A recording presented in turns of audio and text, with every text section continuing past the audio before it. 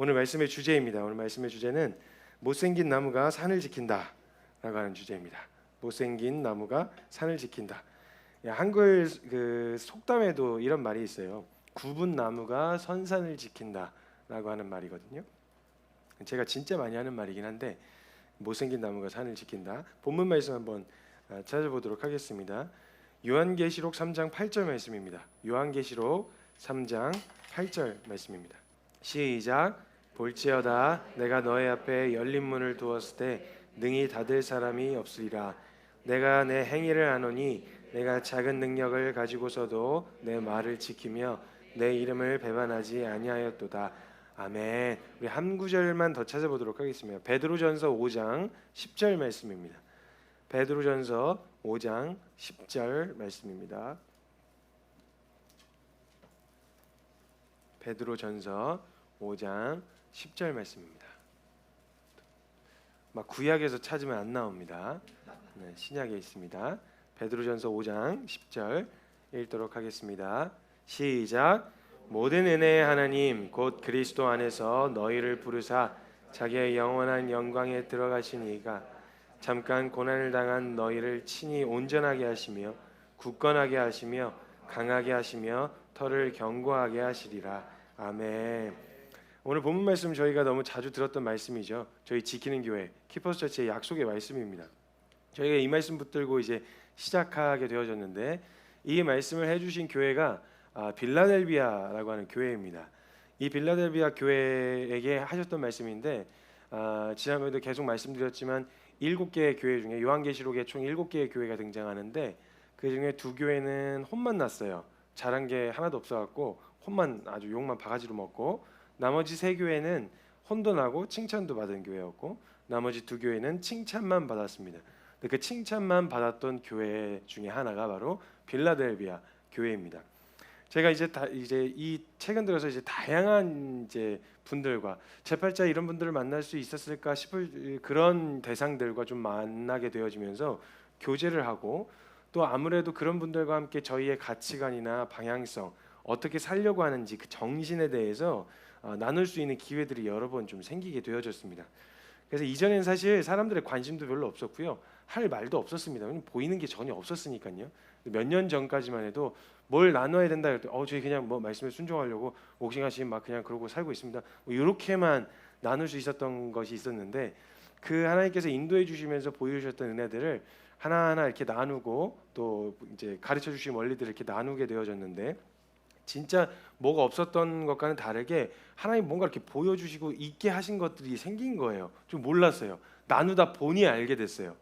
그래서 보여주신 만큼 걸어왔고, 그냥 가진 거라고는 진짜 믿음으로 살고, 잘 믿는 것도 아니에요. 믿음으로 살고 싶은 소망함이었어요. 그리고 그 소망함에서 비롯된 막 이렇게 뜨거운 마음, 그런 마음으로 말씀하시면 한다라고 하는 슬로건 걸고 막 달려왔는데, 그 한 걸음 한 걸음마다 되게 무의미했던 시간이 없었고요, 좌충우돌 했거든요. 부딪히기도 하고 잘못 분별한 것 같아 보이는 상황들도 있었어요. 근데 하나님께서는 신실하게 우리를 가르쳐 주셨고 또 인도해 오셨어요.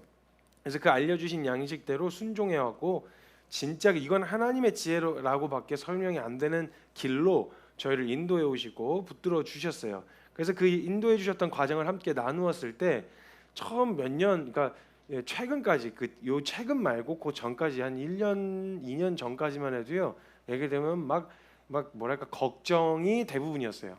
그렇게 한다고 되냐? 그렇게까지 해야 되냐? 그렇게 해서 한다고 뭐가 이렇게 되냐? 너무 극단적인 거 아니냐? 이런 얘기를 듣는 게 주로 이야기였는데, 최근에 같은 이야기를 나누는데, 최근에는 되게 위로와 격려와 또 정말 주님이 어떻게 그렇게 이게 해오셨는지에 대한 이야기를 들으려고 하는 소망함을 가지고 찾아오시는 분들이, 그리고 만나서 교제하면 굉장히 또 환호하고 막 이게 가능하구나, 저도 그렇게 살고 싶어요, 이런 소망함을 비치시는 분들하고 교제하게 되어졌어요.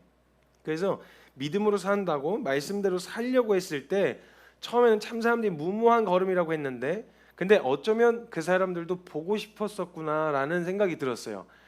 진짜 이렇게 무모해 보이지만 이 걸음이 하나님이 그렇게 걷는 걸음을 책임지시고 지키신다는 걸 어쩌면 보고 싶었는지도 모르겠구나 하는 그 말이 사실이길 증명해 주길 기대했던지도 모르겠다는 생각이 들었어요. 그래서 그렇게 그 걸음을 한 7년, 8년을 걸어오면서 증명해 온 만큼 여전히 저희는 연약하고 부족하고 다툼과 싸움들이 있지만 이 가치, 말씀하시면 한다, 말씀에 순종하는 것이 가장 큰 지혜다라고 말하는 이 가치는 절대 놓칠 수 없는 가치가 되었고 그 가치를 사람들이 알아보기 시작했어요. 정말 주님 감사하게 그렇게 그게 맞는 것 같다 이렇게 알아봐 주시는 분들이 생기기 시작했어요. 정말 믿음의 선배님들이 가르쳐 주신 대로 살아보려고 몸부림치는 그런 몸부림들을 귀하게 봐주신 거죠. 그래서 제일 먼저는 저를 칭찬해 주셨어요. 어떻게 그런 생각을 했냐? 어떻게 그렇게 그런 생각을 하고 이렇게 공동체를 쉽지 않은데 어떻게 그렇게 했냐? 이런 얘기를 처음에 칭찬을 해주셨었거든요. 근데 제가 그런 시스템을 만들고 뭐 이렇게 한 것에 대한 칭찬을 받으면 제가 원래 이렇게 칭찬 받으면 두드러기 반응이 나와요. 그거 막 어쩔 줄 모르는 막 그런 말, 아니야, 막 주님이 하셨다고 막 그러면서 막 아니라고 막 손살을 치고 막 난리를 쳤거든요. 근데 손살을 치고 난리를 치다 보니까 솔직히 제가 진심으로 제가 한 게 아니라고 생각했으면, 예를 들면 음식을 누가 먹었는데 너무 맛있다, 야 진짜 너무 맛있다 이렇게 얘기하면 제가 만든 게 아니면 전 그냥 가만히 있잖아요. 그게 막 손살에까지는 칠 필요가 없잖아요. 아니에요. 아예 맛있는 거 아니에요 이러진 않잖아요. 저 사람이 만들었어요. 내가 만든 거 아니에요. 저 사람이 만든 거 이렇게 하잖아요. 그러니까 제가 이렇게 하는 것도 이게 하나님께 올려져야 될 영광을 제가 가로막고 있는지도 모르겠다는 생각이 들어서 그 다음부터 그냥 받기로 했어요. 어차피 제가 받는 게 아니니까. 정말 어떻게 이런 결정을 했어요? 어떻게 이런 걸음을 걷고 있어요? 어떻게 이렇게 살아요? 라고 이야기하면 뭐 주님 찬양한다는 얘기인 거잖아요. 그게 붙들어 주신 하나님의 은혜가 드러난다는 얘기지 우리가 잘난 게 드러나는 게 아니라는 거니까 그냥 되게 태연하게 그냥 좀 받기로 했어요. 그래서 하나님 주님이 지켜주셨어요. 견고하게 하셨고 붙들어 주셨어요. 그냥 이렇게 그냥 빨리빨리 토스하는 게 낫겠다 이런 생각이 이제 찬양, 하나님이 우리를 지켜주신 하나님이 하신 일에 대한 찬양으로 받기로 했어요. 그래서 요즘에는 그냥 암만 안 하고 진짜 제가 한 게 아니니까 진짜 딱 보여주신 만큼 그대로 했더니 그렇게 인도에 오셨던 거였어요. 가장 무모해 보였으나 가장 안전한 길이었고 가장 무식해 보였으나 가장 지혜로운 결정이었다고 저는 믿어요. 그래서 하나님의 말씀에 순종하는 것이 가장 탁월한 지혜임을 다시 한번 깨달을 수밖에 없고 저와 성도님들이 함께 말씀에 순종하는 것이 내 인생 통틀어 가장 큰 지혜라는 것을 경험하실 수 있었으면 좋겠습니다. 물론 이 가장 지혜로운 삶을 살아가려고 할 때 무슨 일이 일어나는 줄 사단이 알죠. 우리가 말씀에 순종한다 그리고 그렇게 살아가겠다고 결정하면 벌써 이거는 뭐 사단이 아주 그냥 치를 떨 일이 일어나겠죠. 왜냐하면 하나님이 하시는 일이 저희의 삶을 통해서 드러나게 될 거 아니에요. 우리의 삶을 통해 드러나게 되어지니까 그냥 막 가만히 내버려 두지 않으려고 할 거예요. 그래서 우는 사자와 같이 막 집어 삼키려고 할 거예요. 그래서 막 흔들고 있고 쥐어 흔들었었고 이전에도 지금도 흔들고 있습니다. 그래서 어떻게든 이 길 못 가게 하려고 막 흔드는데요. 근데 진짜 재밌는 게 뭐냐면요. 지금까지 겪어오면서 한 가지 깨달은 게 있는데 사단 이놈은 그 우는 사자와 같이 으르렁대기는 하는데 얘 우는 거밖에 못하는구나. 이걸 깨닫게 됐어요. 그러니까 이렇게 우는 거에 우리가 질려가지고 겁을 집어 먹은 거죠. 근데 집어 삼킬 자를 찾는다 그랬지 집어 삼킨다고는 안 했잖아요. 그러니까 지가 집어 삼킬 사이즈가 아니면 못 삼킨다는 거거든요. 그러니까 얘 울기만 하는구나. 그러니까 알고 봐서 제가 처음에는 으르렁하면 막 무서워서 막 이러다가 쳐도 못 봤었는데 가만 그 표정을 보니까 얘가 무서워서 울고 있었더라고요. 그러니까 우는 사자가 무서워서 울고 있었던 거죠. 이렇게 해서 막 울고 있었던 거였어요. 알고 보니까. 그러니까 이거 내가 무서워하고 겁낼 일이 아니구나 이거. 얘는 울기만 하는구나. 그냥 소리만 크게 지르고 그냥 그러고 있는 거구나. 그래서 그 우는 소리에 놀라서 주저앉아고 무섭다고 징징거리고 막 더는 못 가겠다고 그렇게 했었던 거였죠 사실은. 그러니까 우리가 얘를 무서워해야 되는 게 아니라 얘가 지금 우리가 무서워서 울고 있는 거였다는 거죠. 그러니까 그 소리에 혼자 놀래가지고 막 궁상 떨고 있었던 걸 좀 발견하게 되었던 거예요. 사랑하는 여러분, 사자는 집어 삼킬 짤을 찾는다 그랬지. 그냥 주님이 붙드시는 자는 절대 못 삼키죠. 다니엘 보세요, 다니엘. 주님이 사자 이렇게 턱쪽을 이렇게 잡고 계시면 먹고 싶어도 못 먹어요. 그렇다고 이렇게 잡고 계시면. 그러니까 이 영역 안에서 주님이 지키시는 자를 절대 사단이 삼킬 수가 없죠. 그러니까 울기만 하는 거예요. 막 이렇게. 그러니까 거기에 놀래서 주저앉거나 거기에 그렇게 휘둘릴 이유가 없다라는 거죠. 그래서 베드로전서 5장 8절에서 10절 말씀에 보면요, 근신하라 깨어라 너희 대적 마귀는 우는 사자와 같이 두루다니며 삼킬 자를 찾나니 너희는 믿음을 굳건하게 하여 그를 대적하라. 이는 세상에 있는 너희 형제들도 동일한 고난을 당하는 줄 알미라. 모든 은혜의 하나님 곧 그리스도 안에서 너희를 부르사 자기의 영원한 영광에 들어가게 하시니가 잠깐 고난을 당한 너희를 친히 온전하게 하시며 굳건하게 하시며 강하게 하시며 털을 견고하게 하시리라. 주님이 지켜주신다라는 거예요. 대적 마귀가 우는 사자와 같이 두루다니며 삼킬 자를 찾는다. 이 말은 삼켜질 만한 자를 찾는다라는 거예요. 삼켜질 만한, 그러니까 한입거리 찾고 있다는 거예요. 한입거리. 그러니까 살갗이 아주 야들야들하고 소화가 잘 될 만큼 이렇게 부들부들한 거 있잖아요. 그래서 아주 야들야들한 멘탈을 가지고 있는 사람도 있죠.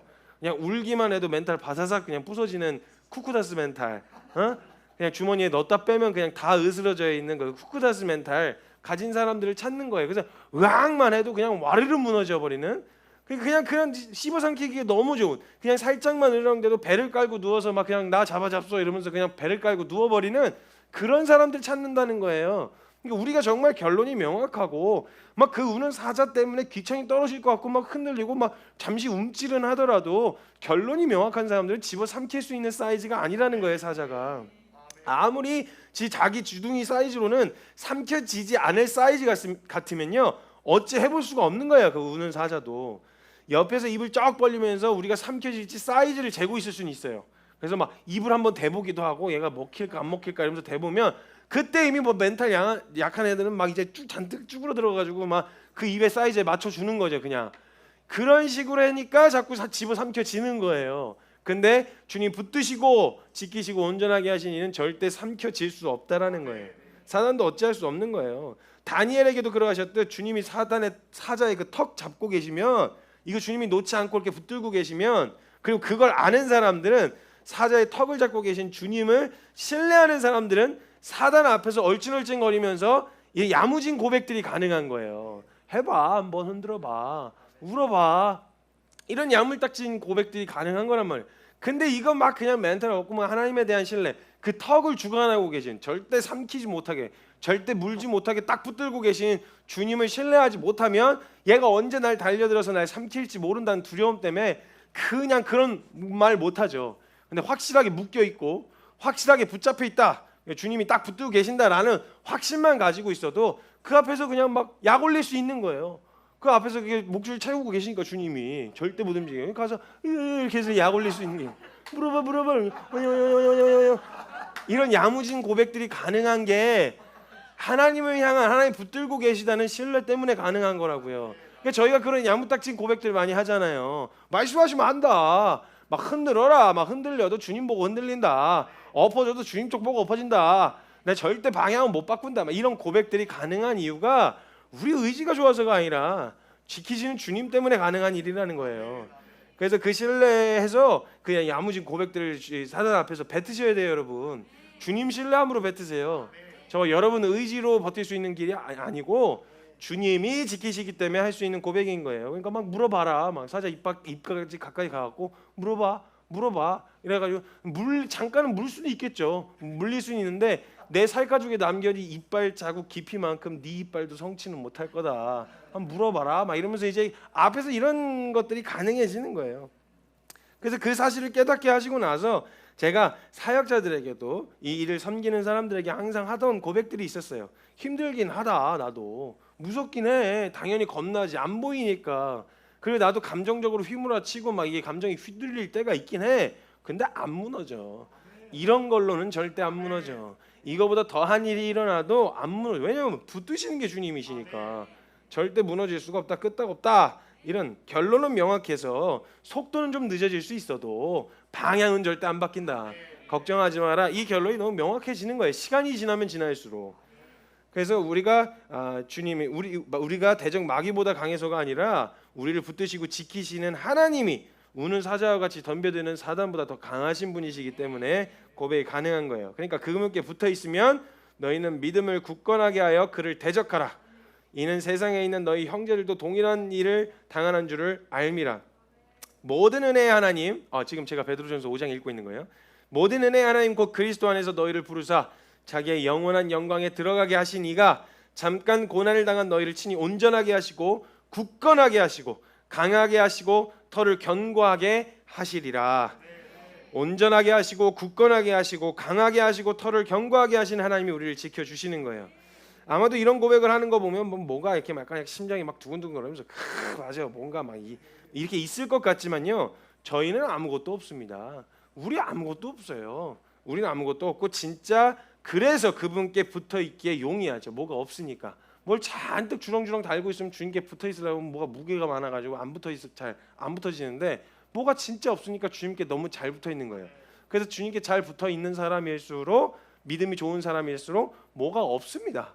그냥 정말 볼 게 없어요. 그냥 그 사람에게서 뭔가 딱 드러난 보여질 게 별로 없다라는 거예요. 내가 뭔가 할 줄 알았으면 내 힘으로 뭔가 막 버텨보려고 할 텐데 진짜 뭔가가 없어서 붙들 수밖에 없는 거예요. 주님을 우리 이 자리까지 오게 한 것은 우리를 견고하게 하시고 굳건하게 하신 하나님이셨고, 또 앞으로도 견고하게 하시지 않는다면 그대로 주저앉을 수밖에 없는 유약한 자들이에요. 지금도.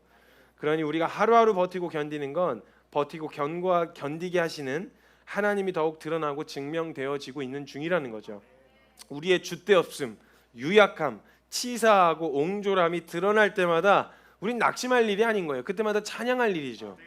그런 우리의 연약함을 발견할수록 진짜 여기까지 온 게 우리 능력으로 온 게 아니구나라는 게 드러나는 순간이니까 더 찬양할 일이 되어진다라는 거예요. 여러 가지 상황에서 감정적으로 제가 이렇게 대처하게 되어지는 상황을 딱 마주하게 됐을 때 저도 사람인지 이렇게 확 감정적으로 대처할 때가 있어요. 감정적으로 대처하고 나서 감정은 또 사그러들지 않습니까? 사그러들면은 사무실에 가서 제가 혼자서 이렇게 되뇌이는 말이 있어요. 그러니까 참 못났다 진짜. 감정이 이렇게 사그러들 건데 조금만 참았으면, 조금만 기다렸으면 금방 사그러들 일인데 이걸 갖다가 그냥 훅 질러버려가지고 이거 후회를 하고 있는, 참 못났다 이런 생각이 들어요. 근데 나의 못남으로 상황이 끝났던 적은 한 번도 없었어요. 그 상황이 그냥 내가 실수했고 내가 감정적으로 반응했으니까 나의 못남으로 밝혀지고 끝난 적이 없었어요. 하나님은 그런 우리에게 늘 신실하셨고요, 늘 선하셨어요. 하나님 절대 하나님을 믿는 믿음이 부끄러움을 당하도록 내버려 두지 않으십니다, 여러분. 그래서 오늘 본문 말씀 보면서 제가 한 가지 생각이 찾아 들어왔어요. 하나님은 빌라델비아 교회의 의지를 칭찬하신 것도 아니었어요. 그리고 그들이 얼마나 사역을 열심히 했고 잘했는지도 그것도 칭찬하신 게 아니었어요. 다만 그들이 너무나도 이쁘게 보였고 칭찬받을 만한 건덕지가 있었던 것이 무엇이었냐면 그들이 끝까지 말씀을 지켰다라는 거였어요. 이 말씀은 저희 교회 이름이 지키는 교회인 건 아시죠? 네, 요한계시록 3장 8절 말씀에 이 빌라델비아 교회에게 칭찬하셨던 하나님의 딱 한 가지 칭찬, 내 말을 끝까지 지켰다. 하나님의 말씀을 지키는 그런 교회로 서자고 저희가 지키는 교회인데, 빌라델비아 교회가 받은 칭찬이 그거 하나였다라는 거예요. 그러면 그 자리를 끝까지 지키고 있었던 빌라델비아 교회 성도들은 어떤 모습이었을까를 상상해 봤어요. 묵상을 하면서 도대체 빌라델비아 교회 성도들은 어떤 모습이었을까? 어떤 성도들이 모여 있었을까 거기에? 좀 대단한 사람도 있었을까? 아니면 좀 이상한 사람도 있었을까? 아니면 어떤 사람들이 대부분 모여 있었을까? 이런 생각이 좀 찾아 들어왔어요. 궁금해졌어요. 칭찬받았던 성도들의 모습은 어떤 모습이었을지. 근데 빌라델비아 성도들의 모습이 이렇게 딱 연상이 잘 안 되는 거예요. 뭔가 딱 상상이 되거나 이렇게 딱 어떤 모습일지가 상상이 가지 않았어요. 근데 추정해 볼 수 있는 건요, 하나님께서 그들에게 내 말을 지켰다라고 말씀하셨으니까 말씀을 지키려고 몸부림쳤던 사람이었을 거 아니에요, 그죠? 진짜 순수하게 가르쳐 주신 만큼 순종해 보려고 몸부림쳤던 사람들이었단 말이죠. 그리고 현실 가운데서 말씀대로 해보겠다고 막 치열하게 싸웠어요. 우리도 살아보려고 하면 알겠지만 말씀을 지키면서 살아갈 때, 말씀을 현실에 적용하려고 할 때 참 바보스러워 보이는 결정들을 해야 될 때가 있잖아요. 참 바보스러워 보이고 이해할 수 없는 선택을 해야 했을 거고, 수없이 타협하고 싶은 생각이 찾아 들어왔을 거고, 그리고 손해보는 결정이었을 테고 미련해 보였을 거란 말이죠. 세상에서 그리고 유행에 뒤처지는 것 같아 보이는 모습들이었을 거란 말이죠. 그 선택한 결과들이, 그리고 실제로 현실적으로 그들이 너무나도 바보 같은 삶을 살아가는 모습처럼 보였을 수도 있어요. 아니 진짜 말씀대로 그대로 하면 이거 세상에서 살아남기 쉽지가 않잖아요. 말씀대로 오른밤 맞으면 왼밤대로 내어주라. 그러니까 손해 보고 살라는 얘기인데, 그런 사람들이 막 일주일 내내 시달리다가 주일날 와가지고 그 말씀을 지키려고 현실에 지키려다가 주일날 와가지고 교회 와 있으면 그 성도들의 모습이 어떤 모습이었을까 이런 생각이 드는데, 제가 생각했을 때 이 말씀대로 살으려고 지키려고 몸부림쳤으면 아마도 완전히 그냥 흘러내려와 있는 표정 반, 일주일 내내 이걸 적용하려고 막 삶의 현장에서 해보려고 했으니까 흘러내려와 있는 사람 반, 그 다음에 그 치열한 현장에 있다가 이제 좀 대화가 통하는 곳에 와갖고 안도의 한숨을 쉬면서 이렇게 좀 편안한 표정 반. 근데 한 가지 공통점은 다 너덜너덜하다는 거.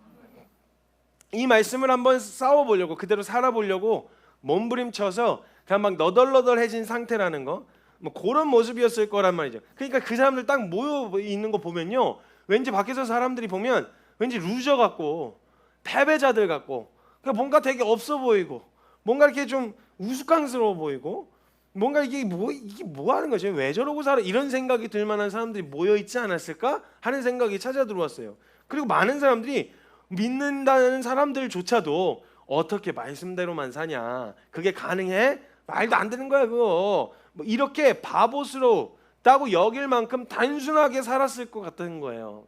그러니까 그 사람들의 모습이 뭔가 나이스하고 젠틀해 보이진 않더라고요.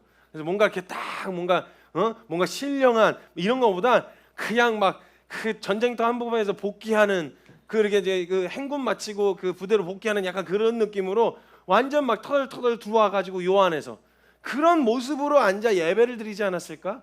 그런 그들에게 말씀이 떨어질 때 인간적인 마음으로 부담도 됐겠죠. 이번 주는 또 어떻게 우리를 후드러 터실라나, 주님이 또 어떤 말씀에 순종을 해야 할라나, 뭐 이런 생각들도 찾아 들어오지 않았겠어요?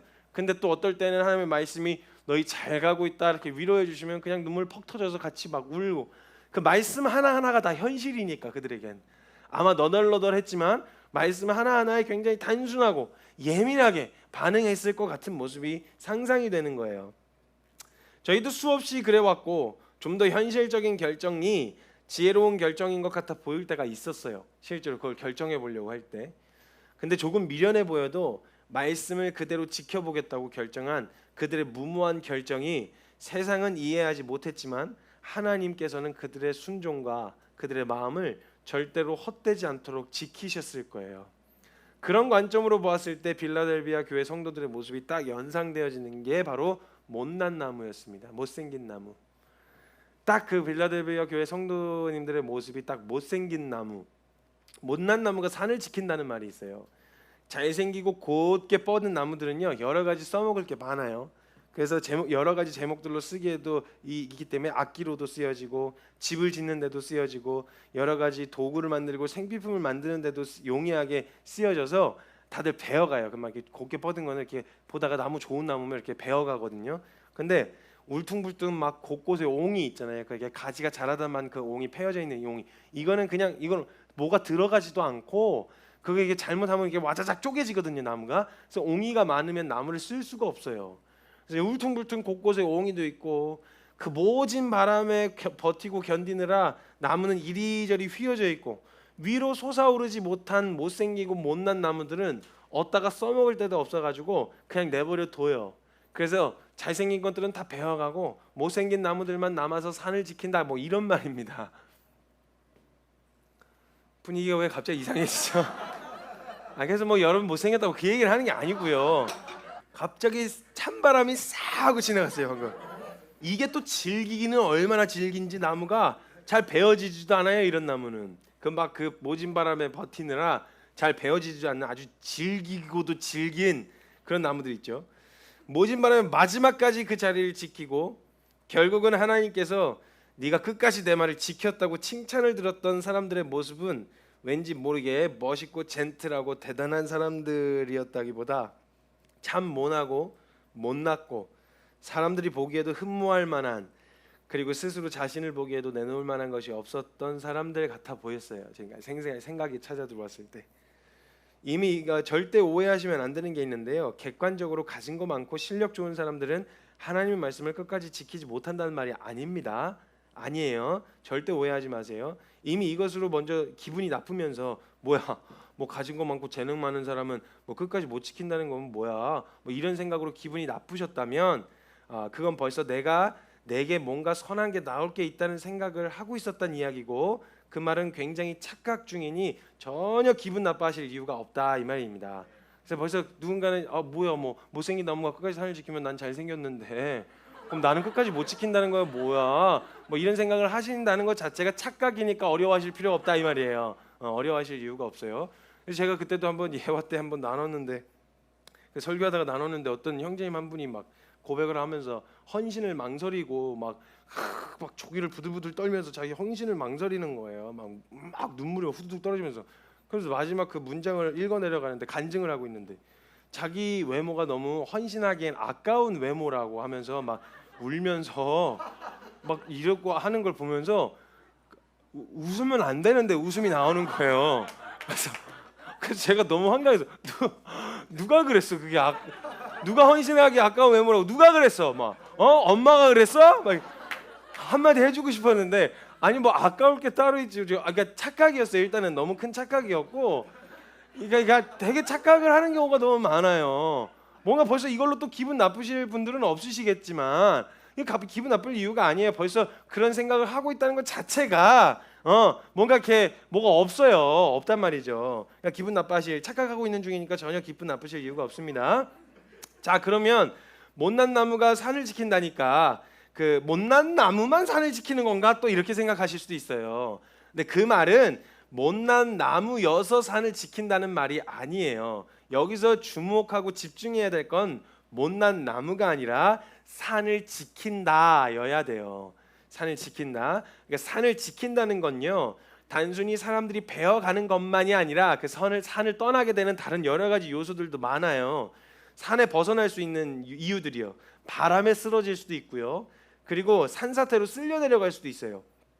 그럼에도 그들이 산을 지켜 남아 있었다는 말은 못난 나무라서 지키고 서 있었다라는 게 아니라 보여지는 모습은 못난 나무였는데 그 산에 남아 있었다는 것은 그 나무가 뿌리를 아주 깊이 내렸다라는 거예요.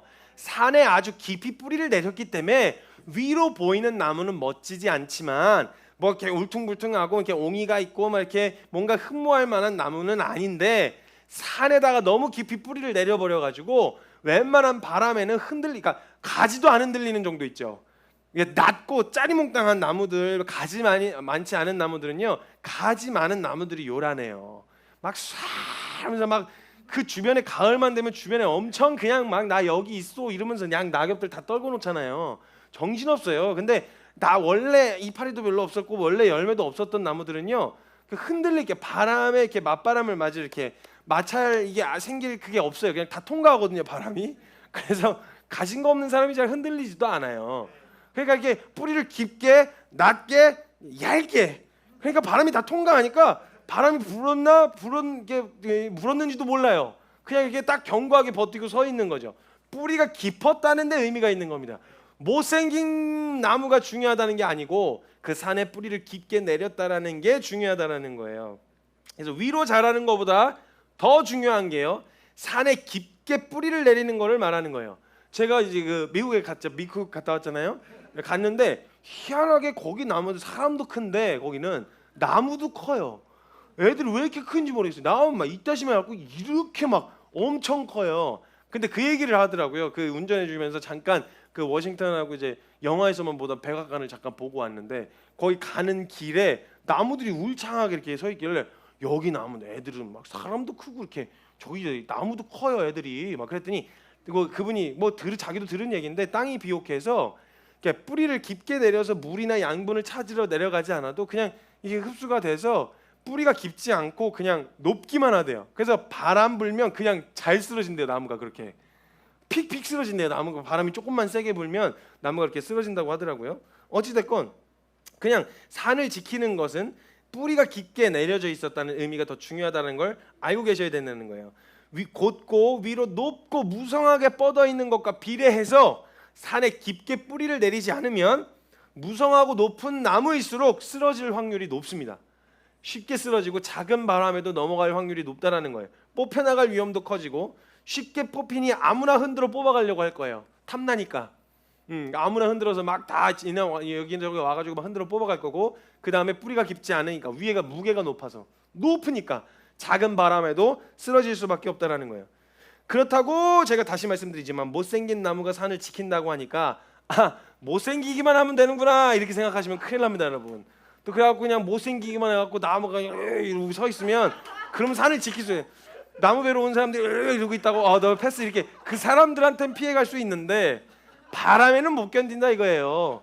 그러니까 못생겼기 때문에 산을 지킨 게 아닙니다, 여러분. 못생긴 게 괜찮다는 말은 아니에요. 제일 심각한 게 뭔지 아세요? 못생겼는데 뿌리도 안 깊은 것들은 진짜 심각해요. 이거는 답이 없어요.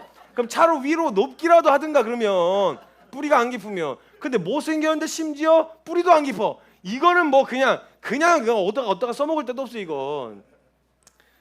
진짜 너무 하다가 제가 그런 생각을 하게 된 거예요. 못나기만 하면 산을 지킬 수 있을 거라는 생각, 이건 진짜 위험하고 심각한 거예요. 못생긴 나무가 되자는 말이 절대 아닙니다. 이 말은 무성한 나무가 되는 것이 우리의 목적이 아니라 우리 위로 뻗은 우리의 모습이 어떠하든지 상관없이 산에 뿌리를 깊게 박아야 된다는 말을 강조하고 있는 거예요. 진짜 막 못생겼는데 뿌리마저 깊지 않으면 이건 정말 답이 없는 거예요.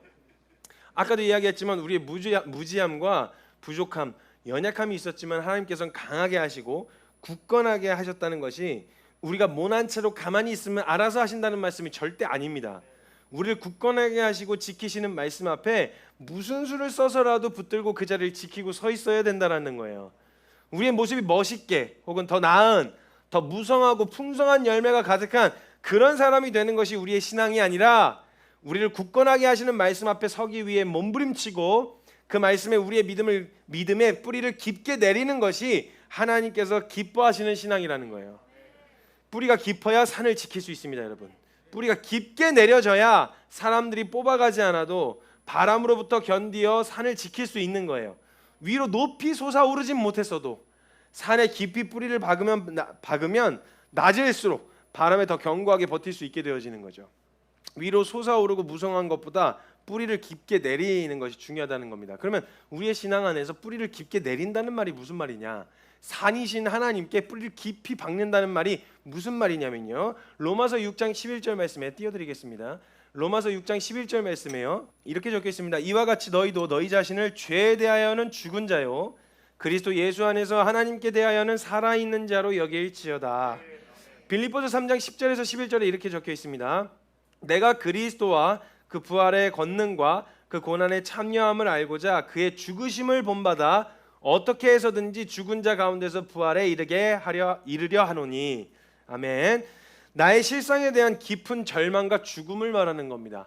뿌리를 깊게 내린다는 말은 나의 실상에, 죄된 실상에 대하여 깊게 인정하고 깊은 절망과 죽음을 말하는 거예요. 내게선 선한 게 절대 나올 것이 없다. 나에게서부터는 절대 선한 게 나올 수 없다는 확실한 절망이요. 로마서 6장 내내 뭘 이야기하고 있냐면요, 예수 그리스도와 함께 연합되어 죽고 장사되어져 죽어야만 산다 이야기를 하고 있는 거예요. 죽음이 확실한 만큼 부활 생명이 확실하다는 거예요.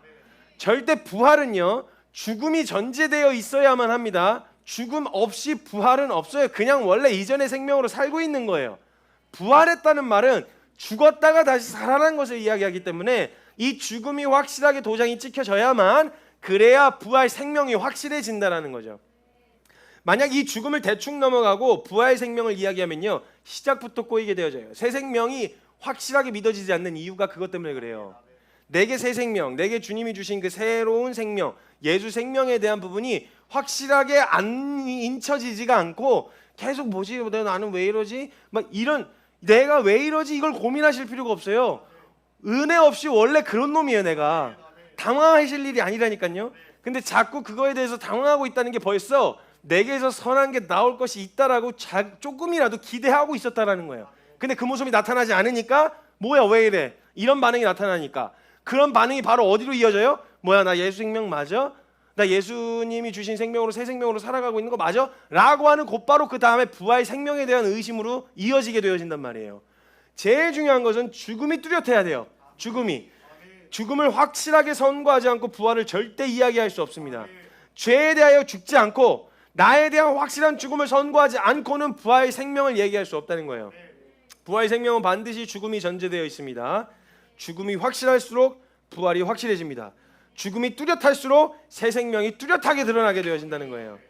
죄에 대한 확실한 죽음, 나에 대한 소망 없음에 대한 확실한 도장을 받아야 된다는 거예요. 우리가 스스로 선과 의에 이르러 보고자 애쓰고 노력하는 그 노력과 애씀 끝에 무엇을 보는 것이 가장 중요하냐면 결코 나올 수 없는 의의를 발견하게 될수록 나에게서 나올 수 없는 의의인데 이게 나타났다라는 건 이건 내게서 나타난 게 아니라 그리스도의 생명에서부터 나타났다는 걸 알게 되어진단 말이죠. 그래서 이게 명확하게 구분이 가야 된다는 거예요. 그래서 이 죽음을 확실하게 도장 찍는 거, 나로서는 안 된다, 나로서는 불가능하다, 이걸 깨닫게 되어지는 게 굉장히 중요해요. 그래서 훈련 중에 저희도 수료 조건 중에 하나가 이겁니다. 나는 수료할 자격이 없다. 나는 이게 나는 믿는 사람이라고 말하기 전 여기서부터 시작이었거든요. 제 신앙이 거기서부터 시작됐었거든요. 내가 진짜 더는 못해요. 저 진짜 믿음이고 나발이고 저 신앙생활이고 뭐고 전 더는 못해요. 그제서부터 주님이 하신 일이 드러날 수 있게 되어지기 때문에 내게서는 선한 게 나올 수 없다는 확실한 도장이 찍혀져야 된다는 거예요. 죄에 대한 확실한 죽음, 나에 대한 소망 없음, 이것을 통해서 이걸 발견하게 되어질수록 예수 그리스도께서 자라게 하시고 그 새 생명이 견고하게 하시며 굳건하게 하신다는 결론이 더욱 명확하게 인쳐지게 되어질 거라는 거예요. 그러니까 죽음에 깊이 뿌리 내리라는 거예요. 예수 그리스도의 죽음에 내 위로 올라오는 내 신앙 안에서 신앙인은 크리스찬은 이렇게 살아야 돼 저렇게 살아야 돼 여기에 집중하지 말고 내가 그리스도와 합하여 죽었다는, 내가 죽었어야 하는 존재였다는 것에 대해 깊이 자꾸 뿌리를 내려야 돼. 여기에 깊이 뿌리를 내리는 만큼 위로 자라도 지탱이 가능해요. 왜냐하면 위로 무성하게 자라도 그건 주님이 하신 거지 내가 한 게 아니니까. 쉽게 바람에 흔들리거나 휘둘리지 않을 수 있게 되어진다는 거예요. 죽음에 깊이 뿌리 내릴수록 그 뿌리를 붙들어서 주님이 더 견고하게 나무를 지탱하게 하실 거라는 거예요. 내가 견고해져서 내가 의로워져서 내가 멋있어져서가 아니라 내가 연약해서 내가 불의하기 때문에 나는 유한한 존재라는 사실이 더욱 드러나서 하나님의 은혜가 아니고서는 내게 일어난 이 모든 일이 설명이 불가능하다는 것이 너무나도 분명하게 드러나게 되어지는 걸 말하는 겁니다.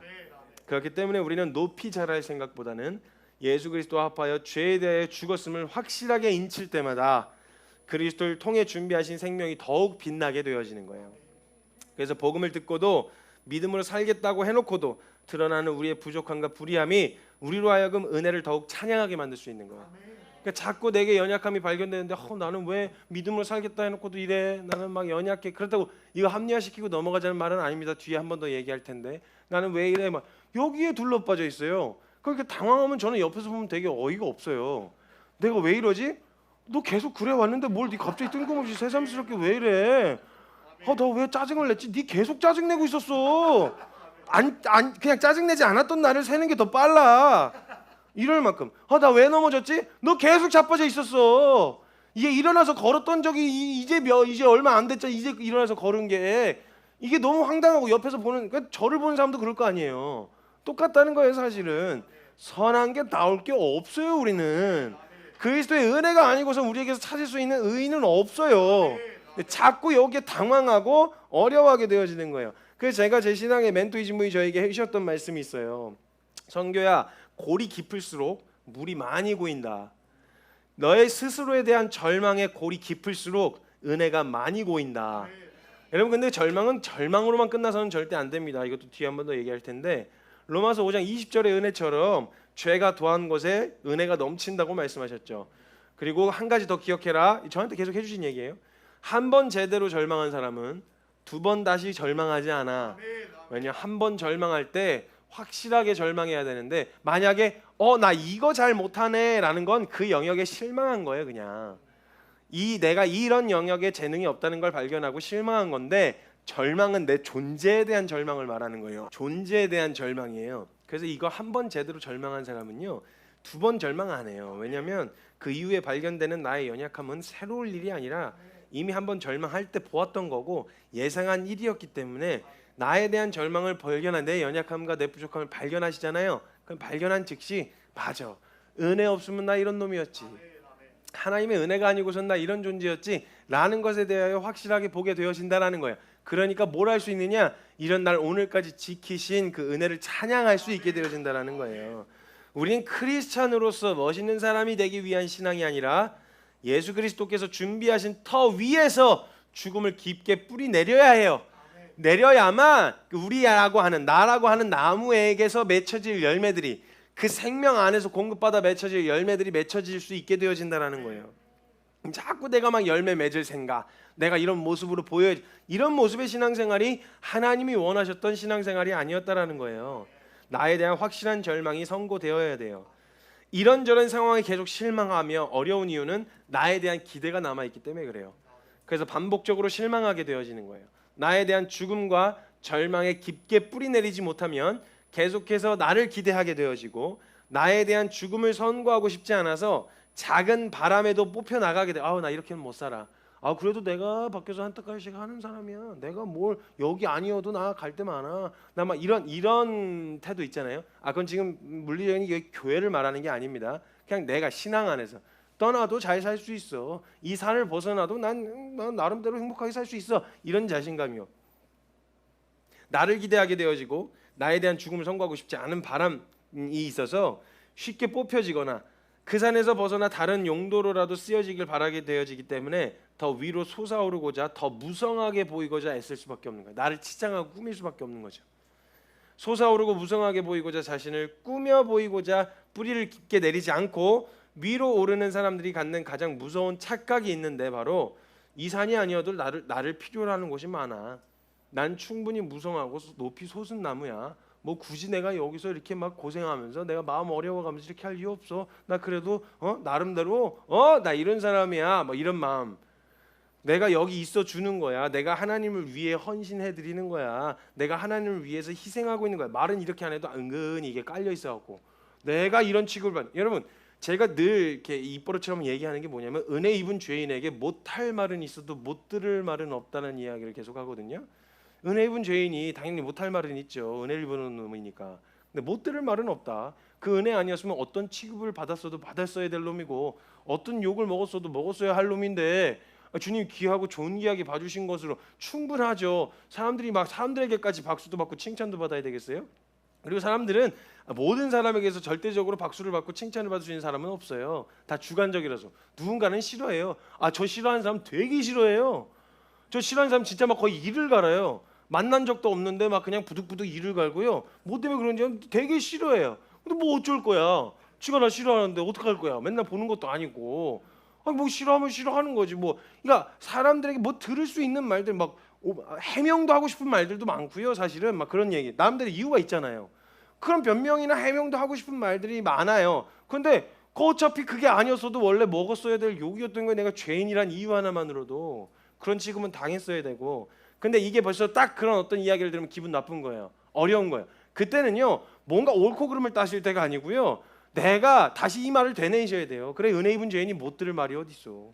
어떤 사랑 받았는데, 내가 어떤 용납을 받았는데 못 들을 말이 어디 있어. 얼른 내가 어떤 죄인이었는지를 기억하면 그게 그렇게 기분 나쁘긴 한데 오래 안 가요. 금방 또 사그러든단 말이에요. 그러니까 내가 하나님을 위해 희생하고 있는, 난 여기 아니어도 할 일 많아, 막 이런 착각을 하고 있다는 거죠. 마치 나는 머리는 좋은데 공부를 안 하고 있는 거야, 뭐 이런 얘기랑 똑같아요. 그러니까 이 말을 달리하면 공부를 못 한다는 말이잖아요.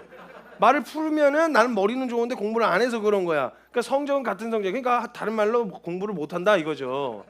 그러니까 굉장히 큰 착각인 거예요. 내가 뭐 나는 곧 나면 난 그래도 좀 괜찮아, 난 좀 쓸만해, 뭔가 이렇게 이런 생각이 알게 모르게 암묵적으로 깔려 있어서 뭔가 온팍 뛰어들기에는, 하나님 앞에 뭔가 다 드리기에는 뭔가 아까운 거 있죠. 뭐 이런 거 내가 가진 게 많아서 뭔가 뛰어들기에는 뭐가 되게 아까웠고, 내가 막 하나님을 위해서 헌신해 주는 거, 이거 되게 큰 착각이에요. 여러분 되게 못생겼어요. 우리 되게 못생겼고 자기만 몰라요. 자기만 내가 뭔가 있다고 생각이 되어지는데 진짜 못생겼어요. 이미 여기 그 산에 지금 현재 남아있다는 것만으로도 아무도 안 데리고 가고 있다는 거예요. 그러니까 우리 지금 되게 못생긴 걸 스스로 인정해야 돼요. 심지어 뿌리도 제대로 안 박혀있어. 이거 정말 심각할 수도 있는 아주 큰 위험 앞에 놓여 있는 거거든요. 못생겼는데 뿌리도 안 박아놨어. 이거 진짜 애물단지 되거든요. 정말 위험해요. 이게 진짜 위험한 거예요. 내가 못생긴 걸 인정했다, 내가 진짜 위로 곱게 솟은 나무가 아니라는 걸 봤다, 그럼 뿌리라도 깊어야 되겠다, 이런 생각을 일단 하기라도 해야 되고요. 위로 솟은 나무인데도 위로 솟은 나무였다, 그러면 그 사람도 위로 더 솟을 생각을 하는 게 아니라 이 무게를 지탱하려면 뿌리를 깊게 내려야 되겠다. 결론은 뿌리로 가야 돼요. 뿌리로. 근데 그런 생각을 하고 있다는 것 자체가 이미 착각을 하고 있는지도 모른다는 거예요. 되게 못생겼어요 우리. 그리고 아마도 그러면 이제 여기까지 얘기하면 어떤 사람은 또 이런 생각을 하게 되어질 거예요. 와, 난 생긴 것도 못생긴 나무인데 뿌리도 안 깊네 난. 여기 아마도 대부분의 사람들은 이 생각을 하셨을 거예요. 방금 아까 전에 이야기는 안 웃으신 이유는 해당 사항이 없다고 생각하셔서 안 웃으셨겠지만 아마도 이제 여기에 대부분의 우리 성도님들은 아마 이런 생각이 찾아 들어오셨을 거예요. 와, 난 진짜 생긴 것도 못생겼는데 뿌리도 안 깊어. 난 진짜 소망 없다. 뭐 이런 생각을 하시는 분이 여기 분명 계실 거예요. 대부분 그런 생각을 하셨을 텐데 너무 감사합니다. 그런 생각을 한다는 것 자체가 이미 뿌리를 내리고 있는 중이라는 거예요. 그런 생각을 하고 있다는 자체가. 일단 못생기고 뿌리가 얕은 나무는요, 자기가 못생기고 뿌리가 얕다는 생각 자체를 안 합니다. 이게 제일 심각한 문제예요. 자기가 못생기고 뿌리가 얕다는 생각 안 해요. 옆에서 알려주면 되게 기분 나빠요. 아니, 객관적으로 너가 뿌리가 얕다니까. 아니래요. 자기는 아니래요. 뭐 아니라는 거예요. 자기는 잘생겼다는 거예요. 나 위로 높게 솟아올랐다는 거예요. 난 할 건 많아. 내가 안 해서 그렇지 하면, 그러니까 공부를 못 한다는 거고, 내가 하면 잘하는데 내가 그냥 일을 안 하면 못 한다는 얘기예요. 그러니까 그 말이. 그러니까 사실 뭐 누가 봐도 다 그런데 이제 자기는 이런 생각 안 해요. 그러니까 지금 이런 생각을 벌써 하고 있다는 것 자체가 위로 얼마나 자랐냐, 얼마나 못생겼냐, 이건 전혀 옹이가 몇 개가 있냐, 이건 별로 중요하지가 않고 뿌리를 지금 내리고 계시는 중이라는 거예요. 나에 대한 소망 없음을 발견하고 계시다라는 거잖아요. 이거는 이제 뿌리를 내리고 있는 중이기 때문에 괜찮아요. 자신이 벌써 그런 생각을 하고 있다는 것 자체가 위로 자라려기보다 뿌리를 내리는 과정이라는 말과 같기 때문에 소망을 잃으실 필요가 없습니다. 아직 얕은 뿌리를 가지고 있다고 해서 걱정할 게 없습니다. 왜냐? 지금 여기에 버티고 있잖아요. 그러니까 그 얕은 뿌리로도 견딜 만큼 위로 자라지도 않았다는 얘기니까 걱정 안 하셔도 됩니다. 진짜 죄송합니다. 제가 오늘 왜 이러는지.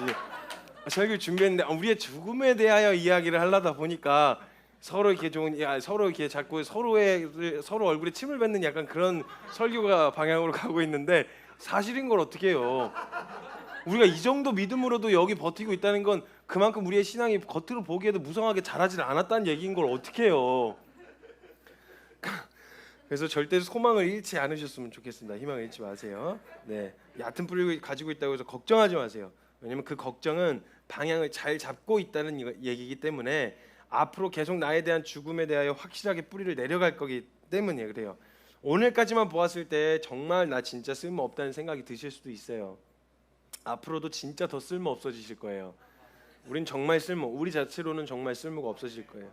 나에 대한 확실한 죽음과 절망에 더 깊이 뿌리 내릴 수 있도록 정말 소망 없는 모습이 날로 날로 더 발견되어질 거예요. 이 깊은 뿌리만큼 위로 오르는 무게를 지탱하고 감당하게 하실 거예요. 아니, 산이신 하나님께서 그 깊은 뿌리를 붙들어서 위로 자라게 하실 거예요. 그리고 하나님께서는 계속해서 우리가 스스로 서 있는 것이 아니라는 것을 우리에게 알려주시기 위해 감당할 만한 시련들을 허락하실 거예요. 그래서 이 말은 우리가 감당할 만큼의 바람, 거의 뽑힐 것 같지만 뽑히지는 않을 만큼의 바람을 허락하신다는 말과 같죠. 그래서 오히려 그런 바람을 통해서 우리가 위로 자라는 것보다 맞바람 한번 확 맞아보면 지금 위로 자랄 것보다는 이런 바람에는 이 정도 깊이 뿌리를 내려야 되겠구나라는 생각에 우리의 시선을 돌릴 수 있도록 가끔 바람을 허락하신다라는 거예요. 그런 은혜의 바람을 맞이하면서 밑으로 자랄, 이 죽음에 확실하게 깊이 도장 찍고 확실하게 뿌리 내리는 이런 결정이 우리 안에 있어야 된다는 거예요. 여러분, 우리가 감당할 수 없는 바람 같더라도요, 하나님의 신실하심을 믿으셔야 돼요. 하나님은 밑으로 뿌리를 내리고 그 밑으로 뿌리를 내린 나무는 반드시 지키세요. 절대 뽑혀나가도록 내버려두지 않으신다는 거예요. 그래서 시편 37편 24절 말씀에 보면 그는 넘어지나 아주 엎드려지지 아니함은 여호와께서 손으로 붙드심이라. 넘어지긴 해요. 흔들리기도 하고 휘청거리기도 하는데 절대 뽑혀나가지 않는 건 여호와께서 손으로 붙드시기 때문이라는 거예요. 그래서 붙드셔서 마지막 날에 끝까지 말씀을 지키는 자로, 산을 지켜 서 있는 자로 우리를 세우실 거라는 거예요. 빌라델비아 교회 성도들이 그러했고요. 물론 그들이 정말 무성한 열매를 맺었을 수도 있어요. 이후에는 근데 하나님께서 그들에게서 보셨던 것은 무성한 나무 가지 열매가 아니라 깊이 뿌리 내려 그 자리를 끝까지 지켜 서 있었던 그들의 깊은 뿌리를 보신 거예요. 그들 그 뿌리를 붙드셔서 위로 자라게 하시든 아니면 그대로 두시든 상관없는 거죠. 높게 자라진 않았으나 그 자리를 끝까지, 아무도 핍박 중이었을 테니, 환난과 고난 중이었을 테니 위로 높게 자랄 수 있는 기회는 없었을 거예요. 바람 때문에 이리저리 휘둘리고 나무가 휘어져서, 굽은 나무처럼 휘어져서 볼품없어 보이는 나무이긴 했으나 끝까지 산을 지키는 자로 서 있었던 그런 모습이었다는 생각이 들었어요. 그리고 그 모습을 보며 굽은 나무를 보면서 저도 그런 나무가 되고 싶다는 생각이 들었어요. 마지막까지 산을 지키는 우리 키퍼스 처치 성도님들 되셨으면 좋겠습니다. 다른 무엇보다 우리 깊이 뿌리 내립시다. 우리의 소망 없음에 주저앉지 맙시다. 원래 소망 없었던 존재였어요. 그 소망 없던 존재에게 베푸신 은혜 때문에 우리에게 소망이 생긴 거잖아요. 소망 없는 내 모습 발견하셨거들랑 소망이신 은혜를 붙들면 될 일이에요. 쉽지 않지만 우리의 시선을 들어서 그 죽음을 더 확증하고, 그래 내겐 소망 없다, 나에겐 답이 없다. 근데 그걸로 끝났으면 정말 큰일 날 일이었는데 답이 없는 내게 답이 되어주신 예수 그리스도가 계시고, 소망이 없던 내게 소망이 되신 예수 그리스도가 계시니 우리의 결론은 소망과 은혜와 희망으로 끝이 나야 합니다. 그런 마음으로 우리 이 자리를 끝까지 지켜 서 있읍시다. 산을 지킵시다. 말씀을 지킵시다. 이 결정을 하세요. 고백을 하시면 됩니다. 왜냐하면 그 고백을 하시면 그 고백을 주님이 지켜주실 거예요. 뿌리를 내리려고 해야 주님이 붙들어 주실 거 아니에요. 그러니까 우리 마음 가운데 결정해서 예 하나님 말씀하신 것 지키겠습니다. 지키실 하나님 신뢰함으로 고백합니다. 하나님 제가 주님 앞에 드리고 결정하겠습니다. 이런 결정으로 주님 앞에 나아가시는 저와 여러분 되셨으면 좋겠습니다. 이 시간 잠깐 같이 함께 좀 기도했으면 좋겠는데요. 연약한 모습 그리고 막 감정에 휘둘리는 그런 모습들 보고 있으면요, 저 스스로도 뱉어놓은 말들이 너무 무색하고 민망해질 때가 너무 많아요. 너무 많은 말을 뱉어놔서 주님 앞에 이 고백 다 지킬 수 있을까 하는 생각들, 그리고 내 모습 자체가 이거하고 어울리지 않는 것 같은 그런 모습들 때문에 저 스스로도 굉장히 참 스스로 이렇게 자책하면서, 그게 제일 괴롭죠 사실. 스스로 자책하게 되어지는, 참 못났다 진짜. 이걸 이렇게까지 보고 이걸 못 받아 넘기나? 그 뭐 다 지금까지 박수 받고 또 격려 받을 때는 아무 말 안 하다가 그 말 한마디에 휘둘려서 그렇게 휘청거리고 어려워하냐, 참 못났다, 이런 생각들이 제게 찾아 들어오고 어려울 때가 있어요. 그런 쉽지 않은 어려움, 그러니까 쉽다는 말은 절대 아니지만, 근데 아무리 되짚어 좀 진정이 된 다음에 아무리 되짚어 생각을 해봐도 그런 얘기를 들을 때 그렇게 억울할 만큼 제가 뭘 잘하질 않았더라고요. 그런 욕을 먹는데 제가 그런 욕을 먹는 게 그렇게 부당할 만큼 잘난 놈이 아니었어요. 그래 그 은혜 아니었으면 뭐 어떤 취급이 또 원래 받았어야 될 놈인데, 어떤 욕도 먹었어야 될 놈인데 내가 이걸 기분 나빠하고 있냐, 이걸 어려워하고 있네, 이런 생각이 제게 찾아 들어왔어요. 사랑하는 여러분, 우리가 못난 나무가 될 필요는 없습니다.